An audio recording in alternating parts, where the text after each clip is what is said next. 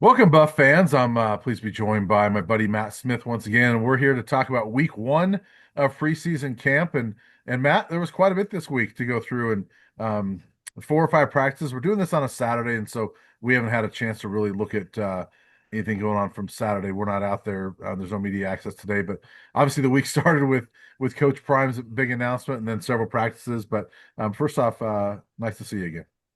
Yeah, good to see you too, and certainly been good to see you around. And feels like we're getting back to normal again, which is nice Yeah, because at the end of last year, what a crazy, emotional, fun year, but it was also exhausting. And there yeah, were a lot of trips having to go out to New York right after the season was over. It's like one of the longest trips for us that you could possibly get, yeah, here in Colorado. So that was a long one, and then doubling it up with a week in San Antonio was a lot.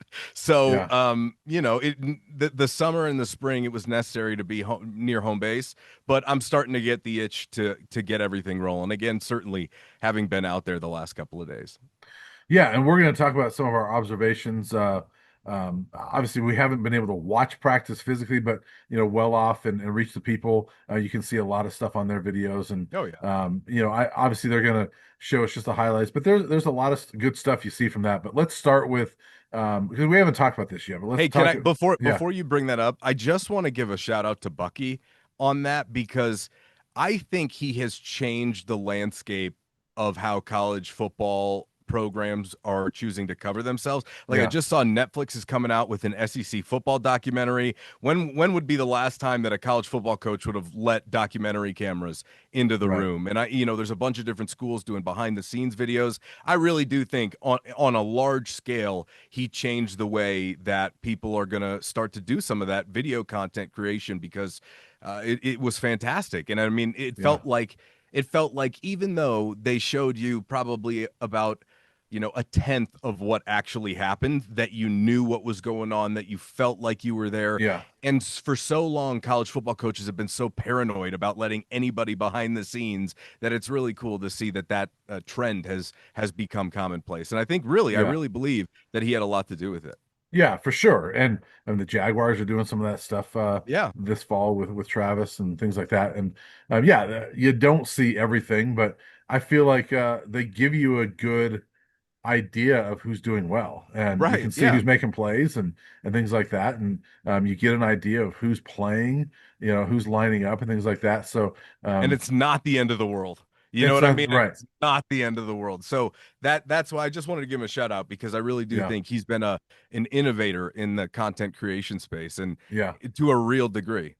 Well, and I think this could be a whole discussion, but I think one of the things the fans love is that he and Darius are so And Darius too. Shout yeah, out yeah. Darius. I mean, They're so raw with some of their footage that people love it because they've gotten a chance to know the players over the years, right. just because they catch them in real moments. And as much as we enjoy the access and conversations. Let's be honest, if I'm talking to DJ McKinney, he knows it's an interview and I can get to know him a Right. little bit, but he's guarded a little bit different way than if Bucky turns Sure. the camera on him for a few seconds. And so Absolutely. I think the fans love that they get a chance to know those guys, and we do too. So yeah, good shout out there. And let's transition that because Bucky, obviously was with his dad throughout all of his trials this year, and has been documenting that as well. And but let me get your reaction first off to Coach Prime's announcement on Monday that he has bladder or had bladder cancer. He's had it removed and seems like he's doing well. We knew something was coming up, but we didn't know the severity of it. Yeah. That whole presser on Monday was intense.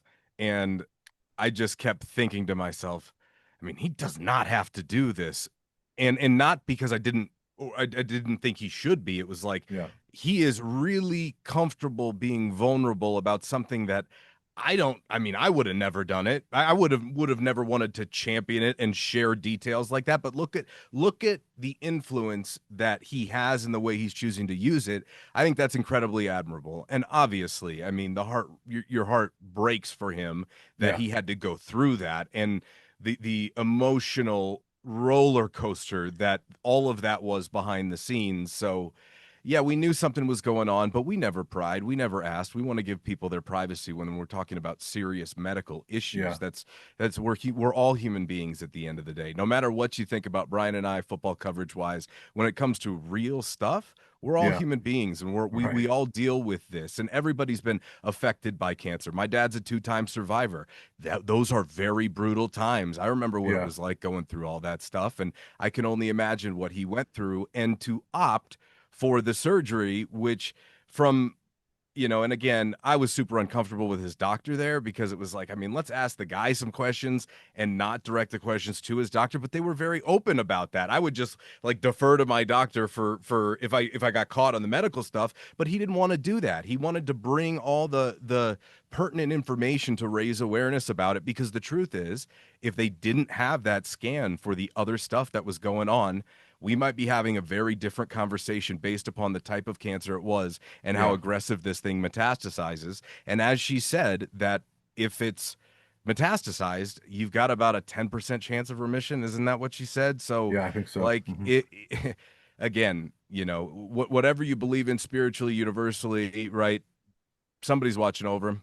Yeah, and I'm glad the doctors were there because it gave us the information so that we were correct and knowing Of what the course. information was. And you know, Coach Prime, I would be the same way. And like, I don't remember everything the doctor said, and like, I don't remember all these words and exactly what it is. So But that's you what I'm explain it. saying. But I mean, like, if it were Yeah, me and I was sitting up there next to my doctor, I'd be like, "Hey, just ask me a question. If I yeah, need some." My point was is that it was incredibly vulnerable, and I think there's a stigma around football and around men yeah, to be tough and toughen things out. But no, let's open let's open the door and let everybody into the living room, right, because this is incredibly personal, and he means so much to so many people that. The comment that he made, that just because they had that press conference, there will be people that get in, screened and checked for a myriad of different things, and that right, makes a difference.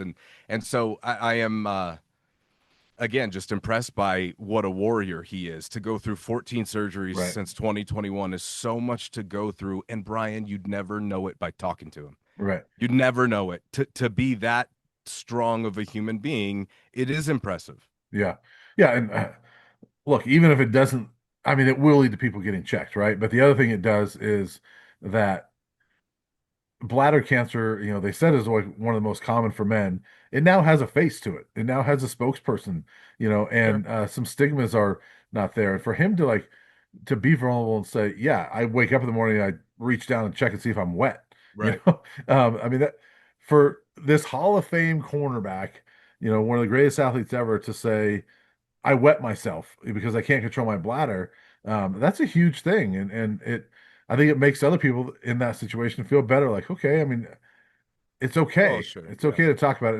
And I was saying this to somebody else earlier this week that regardless of how you feel about Coach Prime, you cannot deny the fact that he inspires people, Oh, no. and and that's why he did what he did on Monday, I think, is because let's get it out there and let's help people. I mean, if nothing else, we can help other people. And so, but bottom line, I'm glad he's doing well. I mean, you watch the videos and he's coaching like, I mean, you watch the videos. If you knew nothing about Monday Of and you course. were just watching the well-off practice videos, you would have no idea that Coach Prime has gone through anything because he looks just like his old self. Well, that's what I'm saying. And it's not just about practice, it's about anywhere else. Yeah, He just So many people mentally wouldn't have the strength to not let that consume their lives. yeah, And now, let me just say this: football, I think it will be a great thing for him as long as he manages himself energy wise and all of that, because yeah. being a D1 head football coach, and I think was I talking to you about this the other day? It might have been someone, we were having the conversation in a scrum.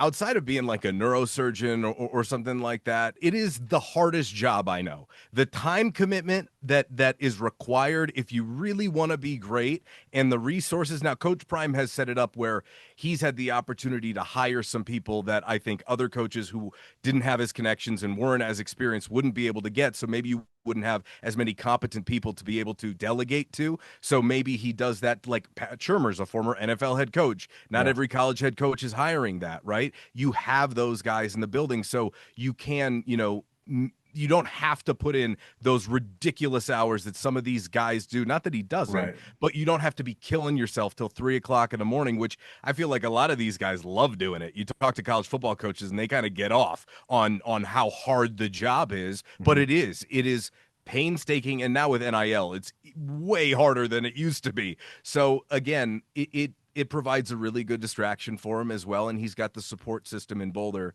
that he needs, as far as people go. And, I'm sure everything else will come, but make no mistake, this is the beginning of his journey. Yeah. His life is changed now. Now, we are inspired by him and we can't wait to see what happens, but we also acknowledge that doing this job in general is going to take a lot more out of him. It probably will. Yeah. Yeah. And boy, quite an off season. I was asking him just overall his off season. He said it's been great, but imagine going through all of this stuff in less than a year. You're no longer coaching your Oh, son, so you've been coaching with for years since they were little. You just became a grandfather. You had cancer and have beaten it. All that stuff in just this offseason. You're watching your sons that you've been coaching go to NFL teams, and the agony of that draft weekend with Shador, and we learned that he had just found out about the cancer diagnosis like a week and a half before that draft I know. weekend. I can't imagine what he was going through that weekend down at Canton, Texas.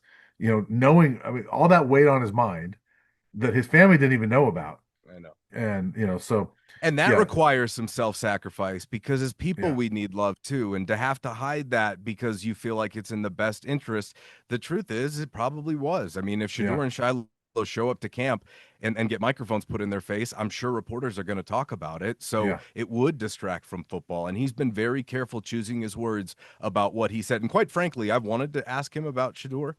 I'm not going to, not especially not until training camp is over, because anything he says is going to get used for a quote. And in the middle of competition, that's just not fair to Shador. Not that I think he yeah, would really say anything, but we all know how these yeah, people are when we talk about CU. right, I'm dying to hear from him and talk about it because I can only imagine the shock he went through just as we all did. So it's something that at some point down the road, depending upon what happens, I'd be curious to know. But I mean, having to go through all that, I'm sure we'll see it in the Netflix documentary that's going to come out. yeah, yeah. I'm sure we will. I mean, they'll probably use a lot of Bucky's footage, Yeah, that definitely. that he filmed throughout that. So, I mean, um, that's movie quality. yeah, I mean, it's I mean, documentary quality. yeah, I mean, that's the thing about what Bucky's doing. I mean, he could create his own documentary with this whole thing, and kind of has Yeah. in a lot of ways. So let's move on to the football aspect because he is right. He's moving on, and he's got that out there, and and told the team, "I'm excited to be back." He's energized by that. What have been your thoughts as you kind of watched the first few days unfold through well off and reach the people, things like that? They've started fast. Hmm. You don't want to take too much out of what you're seeing, but I really Yeah, do think they've started fast. And I'll tell you, I see a different little edge this year. I think the strength and conditioning program helped, and everyone has raved about the job Swayze and his staff did all summer long. I think probably the best summer of strength and conditioning that CU's had in a while, and they've had some good ones. I yeah, can think back, even some bad teams have had some good summer strength and conditioning wise. But this team, you look at some of these guys, you could see the noticeable gains, which is really nice. But I also think, as Coach Prime mentioned, I believe it was at the end of the first practice, that they came in better shape so they could hit the ground harder and faster, which is yeah, important because there's a lot to do and a lot of new guys to assimilate.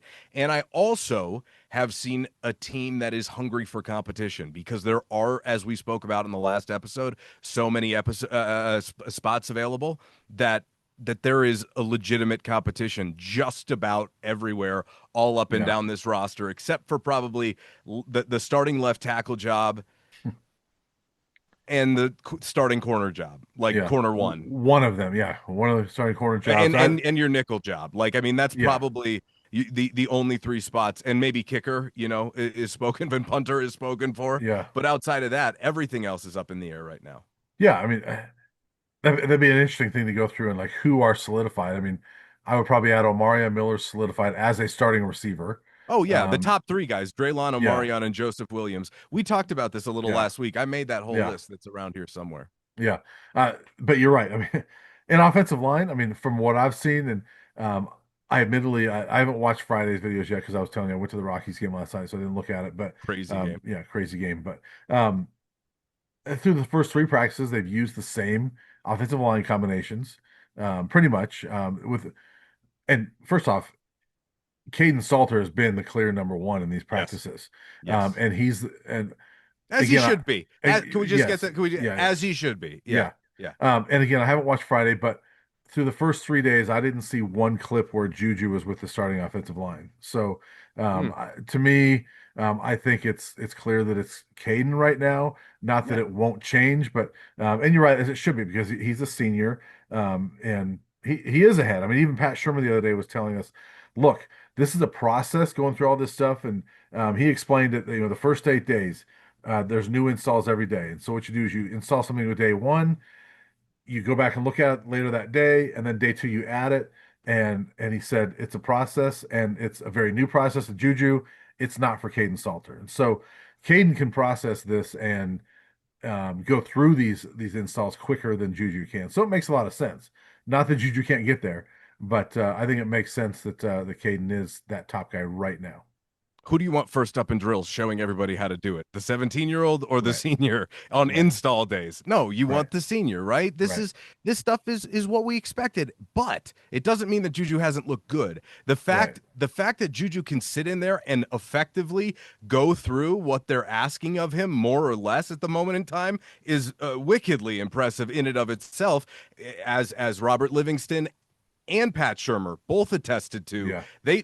Juju made them think about what they were like at 17 years old, and both of them were like, "We would have been swimming like this." Is what did Yeah. Robert Livingston say? You wouldn't have wanted me as your quarterback, and Pat Shermer Yeah. just kind of like laughed at himself about it. You know what I mean? Yeah. It's the whole thing was kind of funny because he has really impressed them early, and I said this on my recap yesterday that boy, for a CU fan, isn't that encouraging? I mean, you take a swing at a 17-year-old, and he could come in and look 17, no Yeah. matter how many Hmm. stars he has, no matter how well he did in high school. It happens all the time where you have a great high school career, come in and just it just never clicks. That's Yeah. why all 5 stars don't work out, right? It just Yeah. that's why the stars evaporate once you hit the field. But early returns, as expected, but still good to see once we really hit training camp and not just spring ball. Juju's clearly made some more progress over the summer. He's clearly been working, and the future is bright with him, in my opinion.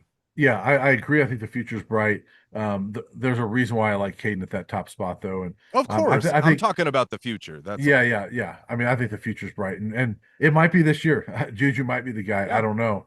The one thing that makes me more comfortable about Caden is Juju still has not been hit by college players, and he won't be Oh, hit of by college course. players Of course. until. And I'm not saying it's easy to look good. It's clear we know which quarterbacks you can tell a quarterback looks good in even in practice versus ones that don't. He's looked good, but I think that it's different when you're sitting back there knowing you're not going to get hit. Okay, so I love that you brought that up, and maybe that was misconstrued in what I said, and I don't want any fans to get this confused. Just because when I say he's looking good, it means he's on track for a Yeah, yeah. 17-year-old. I You know know what what you I mean. mean? Yeah. Yeah, Hmm. yeah. No, but I think it's important that you bring it up because a lot of people, I even have them in my mentions, like, well, Juju get a shot. Yeah, he might get a shot this year, Yeah. but the fact of the matter is he's got so much to learn right now. Even if he can handle a few things, it's just going to continue to get more complicated. And Pat Shermer spoke about it with us the other day. He talked about quarterback development, which you don't Yeah. really hear anymore. And there's a reason why he used that phrase and not a quarterback competition, because Yeah. what they're doing with Juju is developing him. And Yeah. it doesn't all have to happen right away, but there will be pressures at some point to get him in there. And if Yeah. Caden plays himself out of the job, then I absolutely am on board. But I also want to bring this up when you go Juju, you don't really go back. Unless it's like an injury situation or you redshirt him or it's his freshman year. In my opinion, you've got to give this young man a little while to sink or swim and learn in the fire. Yeah. So I would be very weary of going away from him after going to him.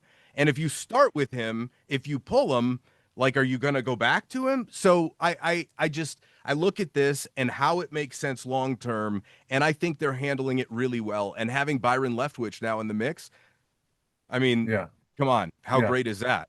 I I would disagree with you on that in saying you can't go back because of what I was saying that Juju has not experienced live college football yet and getting hit. And so let's say let's say Caden doesn't have a great first couple games. They go with Juju, and Juju really struggles that first time being in a college game and things like It's his that. team. No, I disagree. I think you can go back because, Yeah. and I know this is years ago, but like I was a kid when John Elway started the Broncos. No, not yet. It's not the same. It's not the same. John Elway was Juju Lewis when he was a rookie with the Broncos, right? And he was in and out of the lineup because he was learning. Except he was huge and he had the body for it. The point is, he was a 5 star. He was the number one pick in the draft, and when he got thrown in there, it was a struggle. And you get him out of there, you learn.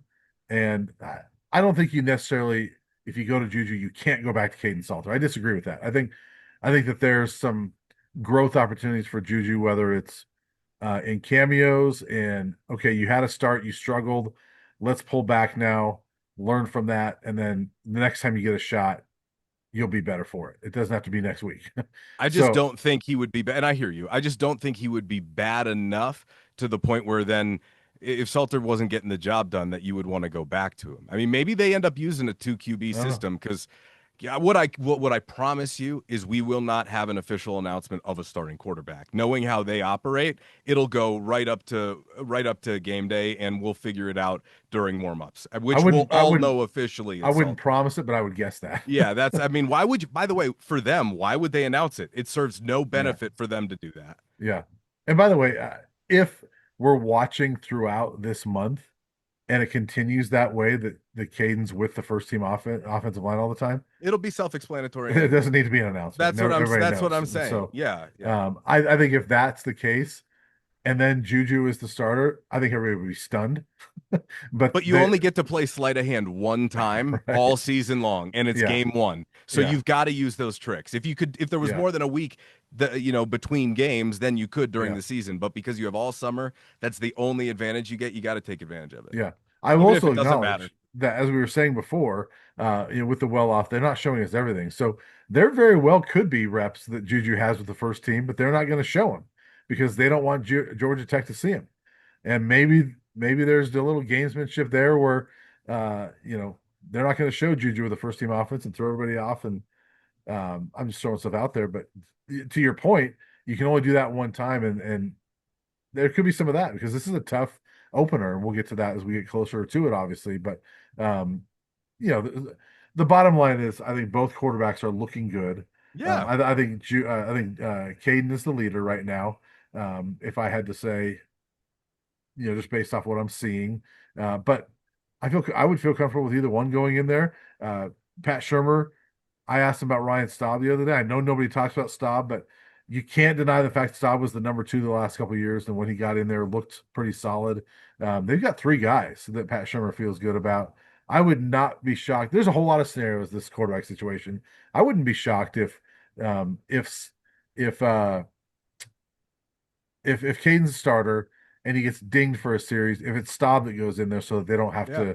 to so to try to preserve Juju's red shirt. So I wouldn't be surprised in that situation. So and Staub can handle it. I agree. I think that's probably the way they would go, unless it was just so undeniable that Juju was really ready. Then I think they would do Or that. if they have no plan on using a red shirt whatsoever. Right, which could also be the case. Yeah, Although if you're them, if he's not going to, why wouldn't you? I right. mean, I don't know why you wouldn't do that Unless just in unless they case. do, like Shermer was saying, hey, we gotta have packages for both. Unless they do plan that, unless they're planning on rolling out a package for Juju every game and he plays a couple series, Do you see any benefit to doing that? I mean, I you could could, see if Juju was like the running threat and Caden wasn't, but yeah, because it's the other way around, you don't really want to put your backup quarterback in there cold. It's not like we have quarterback 1A and 1B. That's not how this yeah. works. Like you can't I do think he that. is a better thrower. I agree with But that. I agree with that, but it's like bringing in Yeah. a reliever without letting him warm up. You're It's right like, are though, you and just gonna you're you right gonna though. let him And do that? usually, if in that case, it's the guy you're going to have the package for is the running quarterback, Right. and so it's like it Yeah. would be like if I don't know, let's say Caden was the backup to Shador the last couple of years, and Shador's not really the big running threat, but Caden is, Well, I then told you maybe I wanted the Taysom Hill package for Walter Taylor last year. It was right, that. Yeah. maybe it's that. I mean, but it could be something like that. But Yeah. you don't have that in that situation, so we'll see. But yeah, outside of quarterback, what are your impressions? I think they're playing hard. Yeah, To start camp, I've been impressed with what I've seen. I'm interested to see who's going to play opposite DJ McKinney on the outside. I think that is a competition. I think there's been some yeah, good and some bad. yeah, Defense. What I think is interesting is I think defense is typically ahead of the offense. yeah, Well off is making it seem like the offense is right there. So but the coaches aren't saying that. So right, to me, it's like a little confusing to parse that together, which is why I say you can't completely take what you see on well off as a read. It does look like they're gonna try and run the ball. I think they're going to be better suited for it. How much is the question? Dallin looks stronger than he did last year. He looks yep, healthier at mhm, the very least. He's going to need a good hole to hit a home run, but I think he's a little bit in a little bit better a shape. I told you that there's a water bug factor to DeKalen Taylor that intrigues me when you get him in the ball in space. He's like a gadget guy to me. I don't know if he's strictly a running back. yeah, They can use him in a lot of different ways, as they can a lot of guys. They have versatility. The one thing that just jumps off the page, they have 10 wide receivers that can play. Like right, 10. yeah, And hmm and that's pretty crazy. You keep going, hmm "Oh my god, this guy, that guy," and they all look good. And they all look good right now. So that the competition is where we expected it to be there, which I think is a great sign. Beyond that, based upon talking to Robert Livingston, I think linebacker's still a work in progress. I think it is. The one thing you can tell from the videos and was confirmed by Carter Stoutmeyer the other day was that Martavius French is becoming a leader quickly on this team because that yeah, position was vacant. And credit to him for stepping in and recognizing that. yeah, and really, from what I can tell, it's he and Reggie Hughes are the guys. It's what it looks like You right know, now. Yeah. I think I think linebacker might be a work in progress. I also could see a situation where it's like last year, where remember last year, I mean, it was Levante Bentley and Nikai Hill Green, and if you had injuries, good luck.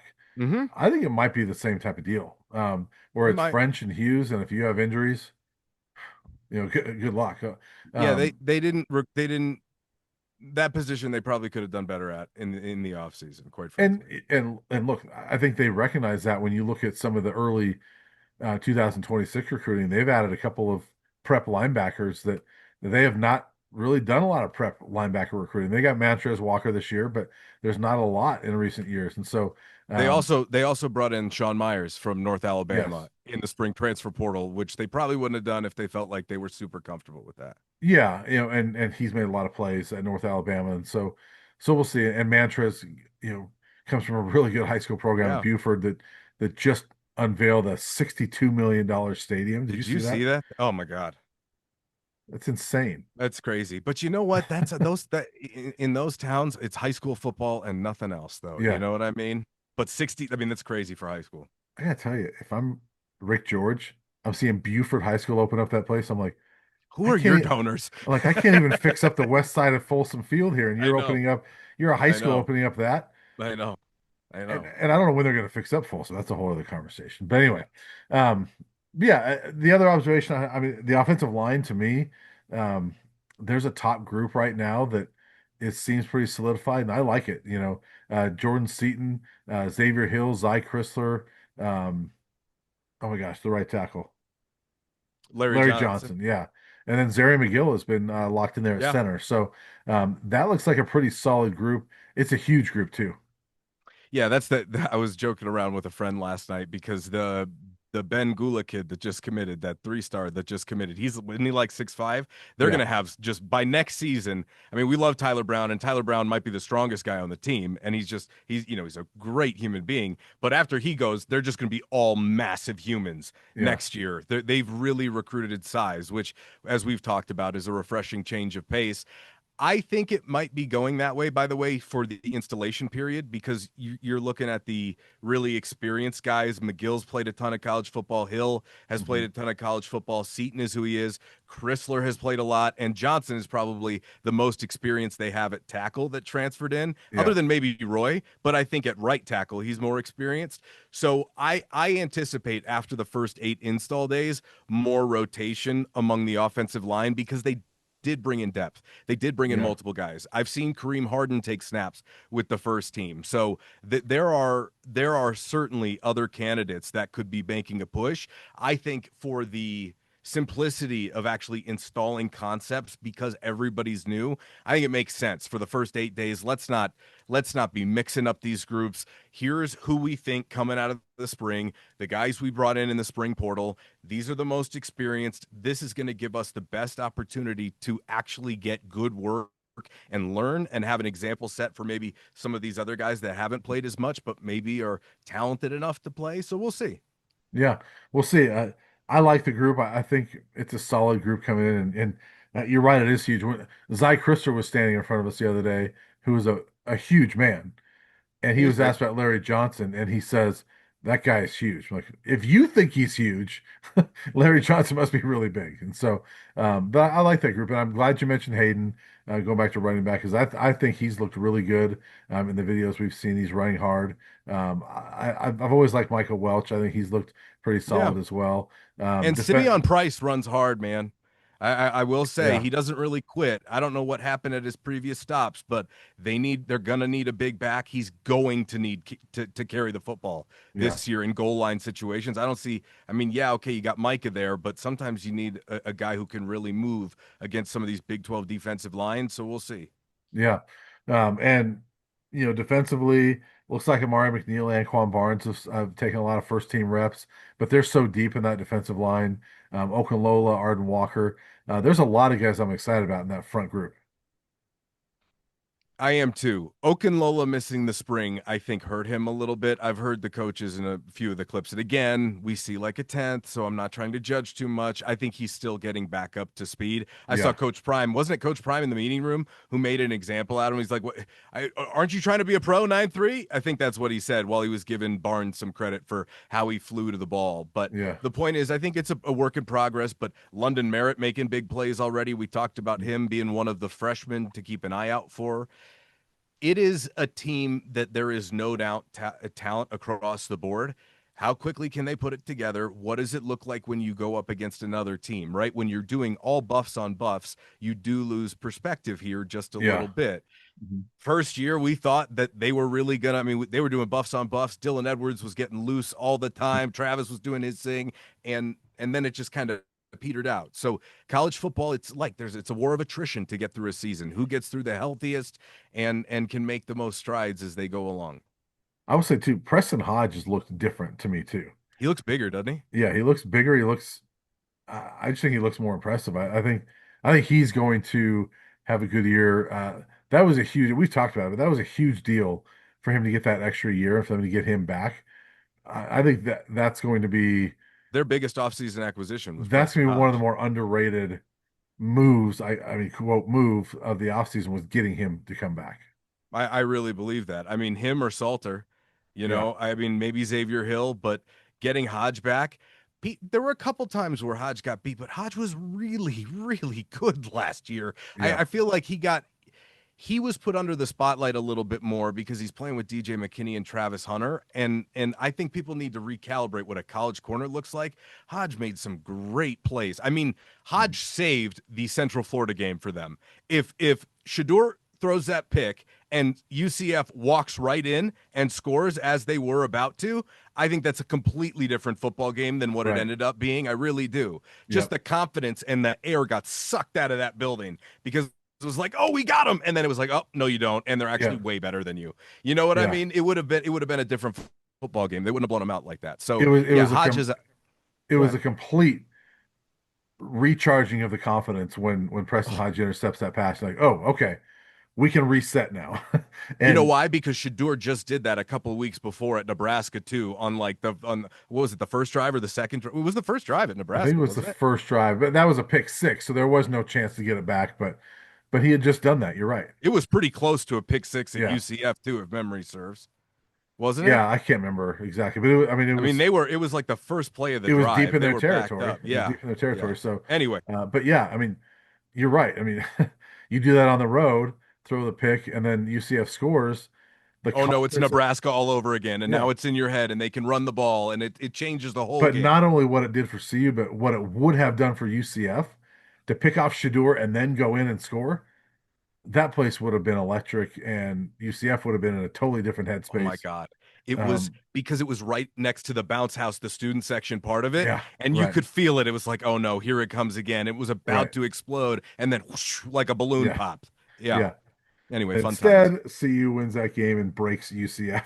And we all sweated through our shirts. Yeah, boy, and this again, that's a whole other topic. But isn't it amazing? I mean, they really did break UCF. Remember that? Like Broke them. one of the things from that game was, and this has nothing to do with anything for 2025. It's just funny. Yeah, sorry I guys. mean, that was such a they made a big deal of that recruiting weekend Oh, because huge. Coach Prime was there, and then it was right after that. Like Well, and then Christian Arizona. Hudson, Right, Christian right. Hudson, who was committed to UCF that weekend, Yeah. and decommits. I think it was the next week, and And then didn't Gus Malzahn get fired like in the next couple of weeks? He didn't make it no, no, through. no, he made it through the season. Did he? Okay, Yeah. maybe I was wrong on that one. Okay, But my bad. they, so I mean, there was the recruiting flips that happened, but KJ Jefferson was the Why did I quarterback. think He he made he it gets through? benched the next week. That's what it Um, was. Okay, that's what yeah, it was. Yeah, yeah. and they were a mess at quarterback the rest of the year, and you know, I think they might have won one more game or something like that. But yeah, they. It was bad. I mean, It was bad. I remember going out there that Friday to the Kobe Fox. Hudson's gonna tear up Yeah, Travis Hunter. Yeah. I mean the RJ big. Harvey. Yeah. I went out to the big noon set out there on their campus, and there was so much energy. UCF was 3-0 and coming off a big win against TCU and all this stuff. And yeah, If I had to they point broke them. back, if I had to point back at the most transformative week for this program, it would be that. For in the Coach Prime era, it would be Yeah, that week. They had to get out early. We had all had to get, well, you didn't, but I yeah, did. I got out early to beat the Hurricane. They were out there yeah, for a while. That whole atmosphere and then heading right into the bye week, that was the win that really changed last season. yeah. I would say the two most transformative weeks were that one, and in the opposite way, Stanford the year before. Well, let's not talk. We don't talk. Why are you bringing up old stuff? I'm just saying they were I know. transformative, I but the watched it. I watched it as my transformative weeks in a positive way. Absolutely, the UCF game. So that was still coming off the 1-11 season where you still didn't really yeah, feel anything anymore. right, And then right, we had this crazy September, and then I was like, oh yeah. no, this feels all too familiar as you watched what was it, 28, 29 point? 29 nothing, and then yeah, it's a shame though because had they beaten Stanford, they would have won another game and been in a bowl game. Of course, no question. No So question. I mean, there's no way they lose out if they finish off that Stanford game. There's no way they Changes lose everything. out. They could have beaten Oregon State. Like they made some dumb decisions against Oregon State. They should have beaten Arizona. They Well, they the they thing could is, have let yeah, Arizona score, and then they would have gotten the football back. It would have changed a lot. Yeah, and remember they went on bye after that Stanford of game, so course. I don't You think just sit on it. mentally they never recovered. I think they started to get you start to get desperate once you start losing three or four in a row. Yeah, And then they went yeah, to so UCLA with the same exact game plan because Sean Lewis didn't change anything, and then got fired on whatever Sunday or right. Monday, or demoted, not fired. Yeah. Fun history, Matt. Anyway, sorry. Okay, back Yeah, to 2025. Other takeaways from yeah. camp. What Back to what you. else has Yeah. stuck out to you? That's about it for now. I mean, I think there's some guys that are stepping up clearly. I mean, Omarion looks fantastic. Looks Um, really good. Healthy. Looks great. yeah, we talked to Draylon yesterday. Draylon, I haven't seen him a ton on well off that I remember like off the top of my head, but I have no doubt he's gonna make a lot of plays. Joseph Williams looks really good. Mhm. Um, there's a few guys we haven't seen a ton of, but there's like you said, there's so many receivers. There's a lot of guys I want to see more of. Like I have high hopes for Isaiah Harge. Um, I'm trying to Atkins think looks of, like he's Atkins has made a couple of plays, which is a big deal Yeah, because I think Savell Smalls is a good like sedentary, kind of like possession tight yeah, end where like, hey, give me a curl flat, you know what I mean, or give me just a little button hook, or something like that. Whereas I yeah, think Atkins can really run some routes and help them yeah. kind of utilize the middle of the field, which Atkins is the type of tight end that can keep a drive going for you. hopefully, I Yeah, mean, knock on wood. It yeah, feels like he could be one of those guys because Brian, as Pat Shermer said yesterday, it might not be as much pre-snap motion, even though I hope there's some window dressing involved that much yeah. more than there was, but it could be doing different things formationally. And to Mhm. do that out of the RPO, as we've talked about, you do need tight ends and you need at least two guys, bare Yeah, minimum, to do that with. So hopefully that room, as Pat Shermer said the other day, is starting to develop. yeah, yeah. The other thing Pat Shermer said the other day is he was, I just like plays that work. So I'm curious to see which Well, ones they are. yeah, that's true. It'll be fun to see what they are. And Yeah. Matt, we got a lot of camp to go through, and we're going to do this every week, kind of recapping the week that was and our interviews, things like that. And let's do one last thing before we get out of here. We Mhm. talked to four different players this week. Um, this is not; they were all good interviews. Was there any one interview that you would say was your interview of the week? I mean, from the players or just in Yeah, general? from the players, because the coaches are always going to give you good stuff and be good in interviews. Carter Stoutmeyer. Okay. Yeah, that was my favorite of the week. I think Carter's going to be a real leader for this team. Yeah. Okay. I would say Draylon Miller. Carter was great. Um, I think Draylon's gonna be a fantastic player. Oh, he is. I mean, he's Such my a breakout candidate. such a good young man, and and he's always good to talk to. So Draylon Miller was my favorite interview of the week, and um, Not that not that DJ and Zai weren't both but good they were either. they were Yeah, all really yeah, good. So yeah. um, DJ has gotten better. I think he's done a lot of media this summer through media day. He's getting more comfortable with that, and so it's good to see that from him. And Zai's just a fun guy. Oh Yeah, yeah, DJ was one of my favorite interviews last year. I really yeah, like DJ McKinney. yeah. So that's the thing. We've said it so many times, but there's so many good interviews. Coach Prime, when he puts guys in front of the mic, they're usually pretty darn good, and that's been the case. But I always like hearing from Draylon, and Carter was really good too. My favorite thing from Carter was it was our buddy Pat Grant from AP was like, "Do you remember your first time you met Coach Prime?" And he's like, "Well, it was in the birth room, so no." And Pat's like, "Okay, how about the first time you remember?" And so yeah, I think there's sometimes we forget that like he's been lifelong friends. Coach Prime's been lifelong friends with Carter's dad. The one thing we got to remember, out of anybody on this team, Carter Stoutmeyer has played more snaps at CU for Coach Prime than anybody will have at the end of the year. Maybe, Yeah, excuse me, other than Travis, yeah, obviously. yeah, I just started choking on that point because the universe was like, no, you idiot. Don't let those words come out of your mouth. yeah, Other than Travis, yeah. Carter, I mean, he played How significant about the snaps as a most snaps freshman. on one side of the ball? Okay, yeah, my point was is that I mean, Yeah, he'll have been the only one that'll played significant snaps all 3 years. The only other guy that I think had seen snaps all 3 years, it would have been Kareem Harden when he gets in there this season. yeah, and there wasn't. I don't I don't think think there was there's a ton anybody of else. snaps. Is there anyone else from the first year that is slated to play? Amari McNeil, excuse me. Yeah, That's two. Arden That's Arden Walker. Was he there year one? Oh yeah, yeah. He made a But he couple didn't big. play. Yeah, he made a couple big plays in that Nebraska game at Folsom. He had a fumble Oh, you're right. recovery. You're right. I take it back. Okay, so that's He what did is not that play a three? ton, but he played some snaps. Receivers totally flipped. Arden and Amari, you're right. That those are the other two that I keep forgetting. Uh, But I yeah, think other than that, I and don't I really don't. Kareem Harden, who you mentioned. Yeah, Um, Trying to go through. Yeah, that's which is pretty crazy if you think about it. How many guys yeah, is that? like Five? four or five. Four? Yeah, We say Amari and Arden, Carter and Kareem. yeah. That's four guys who are slated to play that were on the team 2 years ago. Well, That's how much. I mean, Mata, Right. Excuse us. No, you're right. Five. but yeah. Five. So I mean, it doesn't really change the overall point, but it right. would have been a glaring Yeah. omission. So I'm glad Yes. you mentioned. How could we forget? The point was is that I I'm mean, trying to think look at about how this list, different but that is from what it used to be. I really don't think there's any others. yeah, I I mean, Tyler Brown was there but didn't play. there's a good chunk that is back from last year, but guys that have been here the entire time, there's not a lot.